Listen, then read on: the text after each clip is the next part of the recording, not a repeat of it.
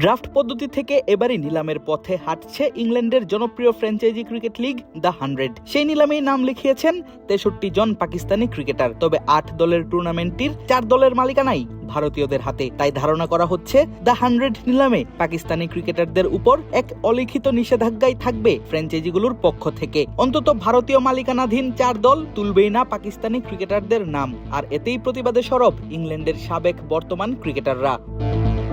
বিশ্বকাপের মাঝেই এ নিয়ে মুখ খুললেন ইংল্যান্ডের অধিনায়ক হ্যারি ব্রুক। সংবাদ সম্মেলনে এই মিডল অর্ডার ব্যাটার বলেন, পাকিস্তানি ক্রিকেটাররা যদি দল না পান তাহলে ব্যাপারটা হবে হতাশার। আমাদের মূল মনোযোগ এখন টি-20 বিশ্বকাপের সামনে পথ চলা নিয়ে। দ্য 100 আমাদের ব্যাপার নয় সত্যি বলতে। তবে আমি যা বলতে পারি, পাকিস্তান অবশ্যই অনেক বছর ধরেই দারুণ একটা ক্রিকেট জাতি। ওদের 50-60 জন ক্রিকেটার মনে হয় আছে এই নিলামে। তাদের কয়েকজনকে টুর্নামেন্টে না দেখতে পেলে তা হবে হতাশার।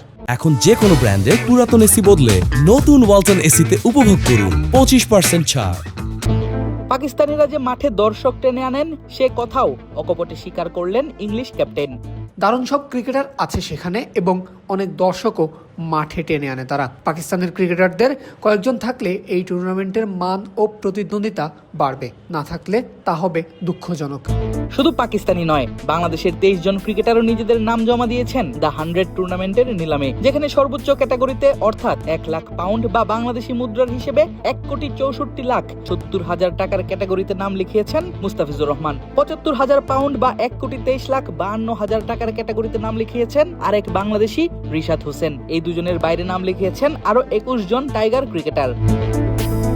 নাসুম আহমেদ, তাসকিন আহমেদ, জাকের আলী অনিক, লিটন দাস, শেখ মেহেদী হাসান মিরাজ, তানজিম হাসান সাকিব, তানজিদ হাসান তামিম, সাইফ হাসান, শামীম হোসেন পাটোয়ারি, পারভেজ হোসেন ইমন, নাজমুল হোসেন শান্ত, তাওহিদ হৃদয়, শরীফুল ইসলাম, তাইজুল ইসলাম, হাসান মাহমুদ, রিপন মন্ডল, নাইম শেখ, সাব্বির রহমান, নাহিদ রানা, সৌম্য সরকার সবাই নাম লিখিয়েছেন ভিত্তিমূল্য 31,000 পাউন্ডের ক্যাটাগরিতে, বাংলাদেশের মুদ্রায় যার মান 51 লাখ টাকার উপর।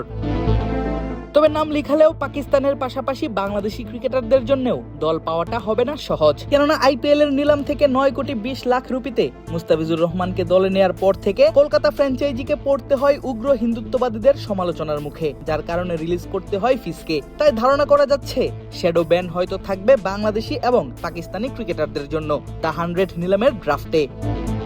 আদিব আশরাফ, ক্রিক ফ্রেঞ্জি।